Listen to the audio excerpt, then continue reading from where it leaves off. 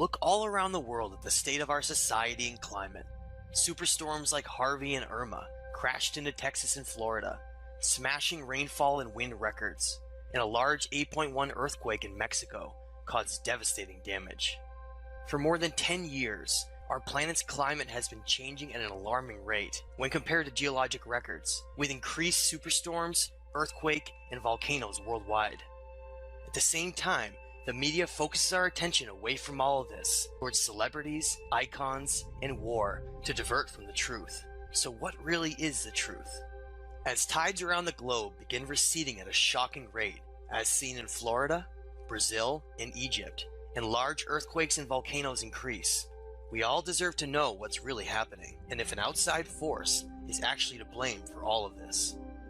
We must not shy away from this information any longer, for a time of great change is upon us that has been written about for thousands of years. To understand what's happening, we must first go back to the earliest developed human civilization on Earth, known as the Sumerians, in what's today known as Iraq.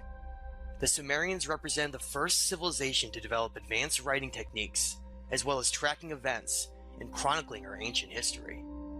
The Sumerians claimed that their knowledge of the stars, writing, agriculture, and social structures were all lowered from heaven by great gods who came from a planet with a long elliptical orbit known as Planet X, or Nibiru, meaning the crossing. The name Nibiru is derived from the unusual elliptical orbit that the planet follows, which takes it through our central solar system every 3,600 years. The Sumerians left behind records indicating the existence of this planet in cuneiform writings and cylinder seals.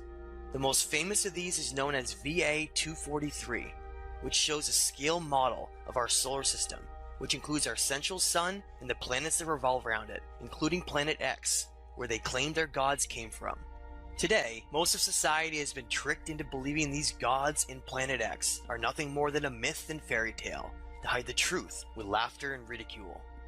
This clever tactic has hidden the real version of history and our origins for generations, until over time it has been nearly lost forever. It's time for humanity to awaken from its amnesia of all of this happened before us. The Sumerians called their gods the Anunnaki, which meant those who from heaven to earth came. The Sumerians wrote in detail about both who the Anunnaki were and the events that led to their arrival on Earth hundreds of thousands of years ago from Planet X. In these early cuneiform writings, such as the Atrahasis, we learn about two brothers, known as Enki and Enlil, who bitterly fight over the direction of humanity, and provides details of the disasters caused by the crossing of Planet X. Much of the turmoil revolves around these two rival families, and how this mysterious planet has shaped our story. Enki was a brilliant scientist and was known as the great magician and geneticist of the Anunnaki family. His symbol was represented as a dragon and serpent, and was shown through the modern medical caduceus symbol. The name En means Lord, with Ki being the original name of our planet before it was called Earth, which was later renamed for this great being Ea, a previous name of Enki. Enki's half-brother Enlil, known as the Lord of the Air or Sky, and represented by the eagle and bull, was a polar opposite of his brother. His values revolved around a military and highly disciplined mentality, whose interests solely lie in the preservation and future of the Empire of Anu. All of the Anunnaki are named after this king of the gods, who believes that he rules over Earth. The oldest and most important of these Sumerian writings is known as the Enuma Elish, which is a cuneiform tablet that speaks about our origin story and the devastation in our solar system long ago in the past. Found in 1849 in what is now the area of Mosul, Iraq, the Enuma Elish may be one of the most important pieces of writing in human history for the unaltered and extensive information given for the events of the ancient past. The Enuma Elish contains 7 tablets, with the first 5 describing the turbulent celestial events that happened long ago when these Anunnaki royal gods acted out roles as the planets of our solar system, like a grand play, with Marduk being represented as the planet X, known to the Sumerians as Nibiru, with Enlil represented as Jupiter. Reading from an excerpt from Tablet 6 of the Enuma Elish, it states, "They bound him, holding him before Enki. They inflicted the penalty on him and severed his blood vessels. From his blood, he, Enki, created mankind. on whom he imposed the service of the gods and set the gods free. After the wise Enki had created mankind and had imposed the service of the gods upon them, the task is beyond comprehension. The gods were then divided, all of the Anunnaki into upper and lower groups. He assigned 300 in the heavens to guard the decrees of Anu and appointed them as guard. Enlil has always hated humanity and called them the beasts, referencing their primitive nature and compared to their DNA.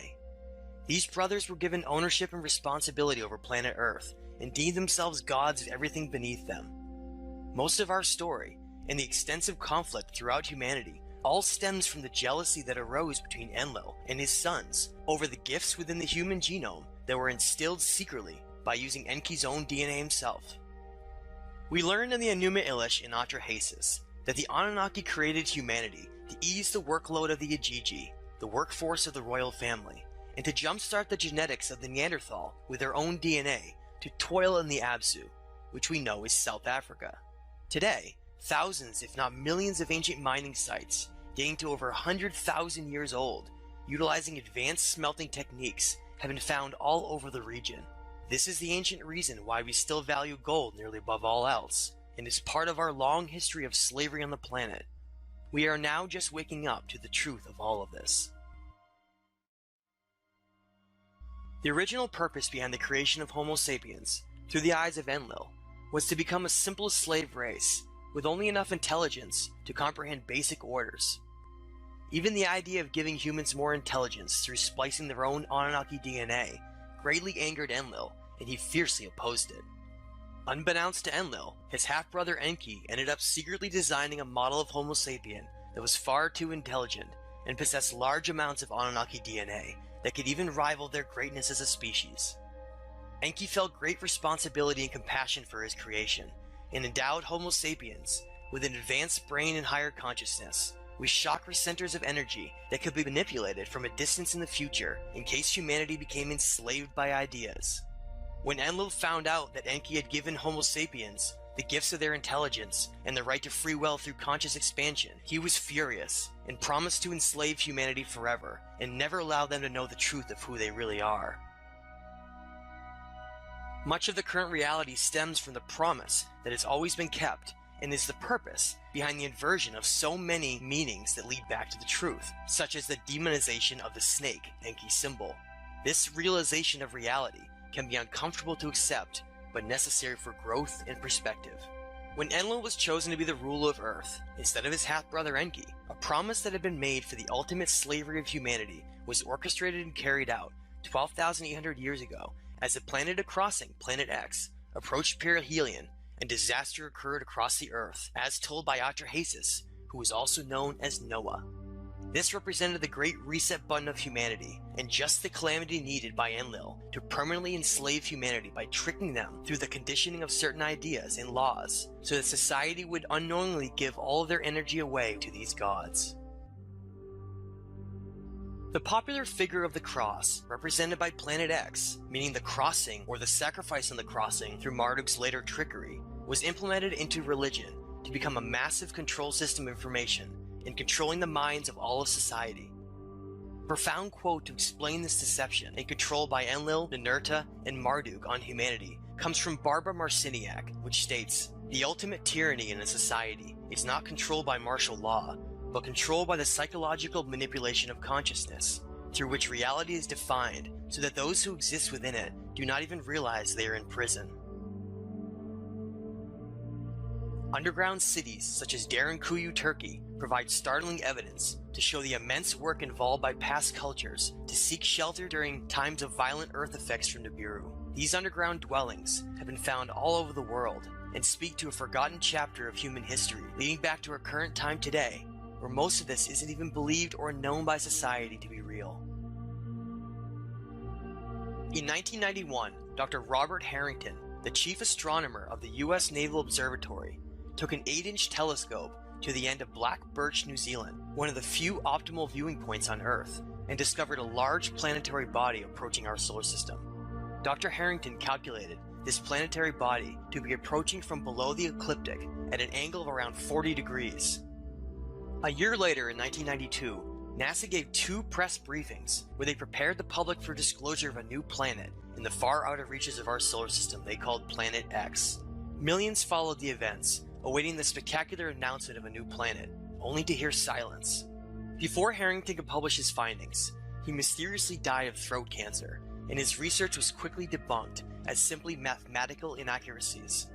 All information and stories about Planet X quickly disappeared, and most forgot it even existed. Today, the Vatican Observatory continuously monitors the heavens from multiple telescopes, awaiting the great return from heaven of the Anunnaki in Planet X. As we approach the fall of 2017, 3,600 years since the last crossing of Nibiru, the return and fulfilling of the prophecy of Revelation 12 seems imminent as events are unfolding across the world.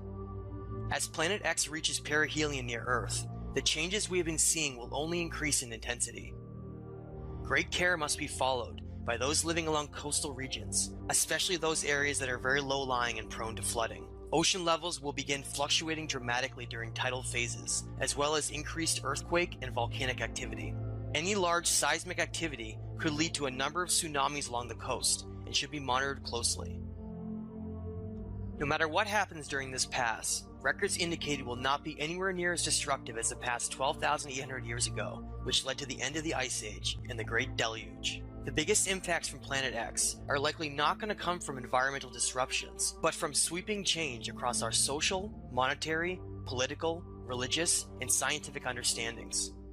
Reality as we know it will change forever once intelligent life is finally announced to the public.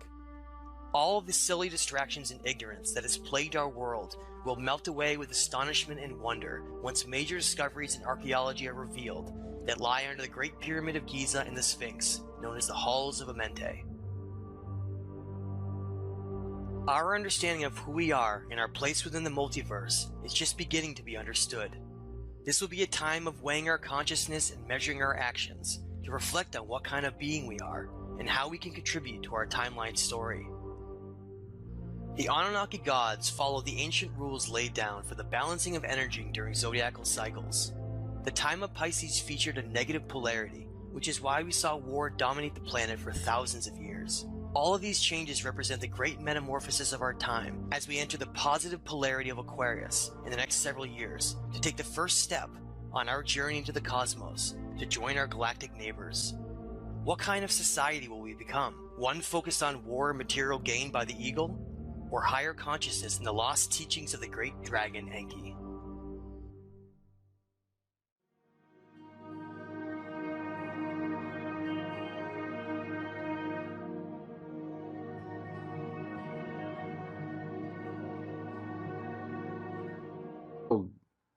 Issues in my mind, especially the book of Genesis, and you're correct. The 12th planet was Sitchin's first book.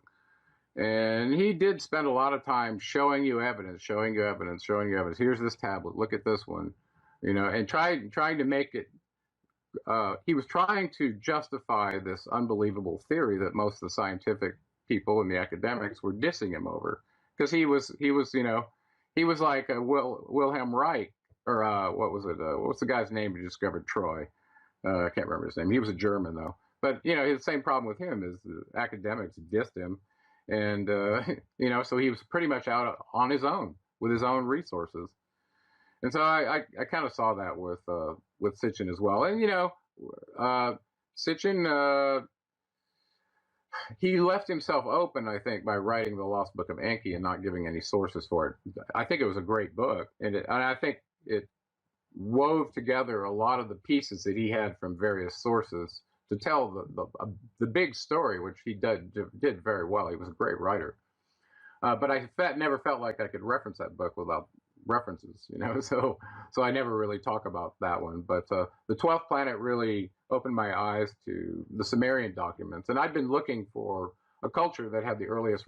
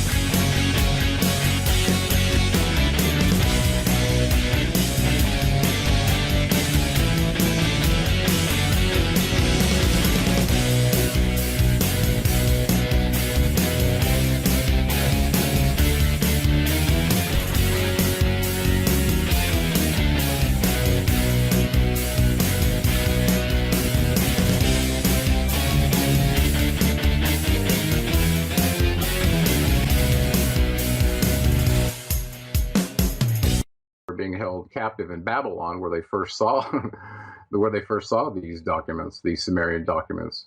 Okay, so what do we know? What is your specific question about the prehistory of Nibiru, this planet that they say they come from, and then we can kind of walk from there into the main players and who did what to whom and how we ended up where we are now. But kind of will give us a platform to maybe discuss a little more.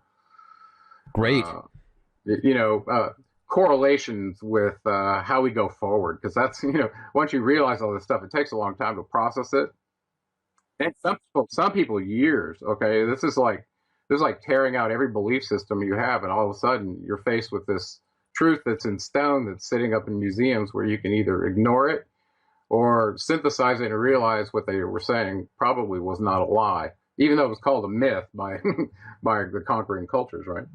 Well, and here's one thing that I'd like to make a point. As far as different religions and cultures and beliefs, that's one of the amazing things about being a human being, is we have the right to think for ourselves and believe what we want to. So, whatever take or mindset you have on religion, divine providence, God, if you believe in multiple gods, if you're an atheist, whatever, this is tonight just an opportunity to hear about stuff that's been documented throughout history. And the translations that are discussed have, there's multiple sources that collaborate and say, yes, this is what happened. So whether or not you want to believe it or it's 100% accurate, that's up for debate, and that's fine for you to believe. But a lot of this information it's cutting edge, because this is stuff that's been suppressed for thousands of years. When the Crusades took place, and anything that wasn't a part of the system church at that time, was looked at as blasphemy, witchcraft, and people were burned at the stake. Libraries and tons of information was destroyed because of this. So a lot of this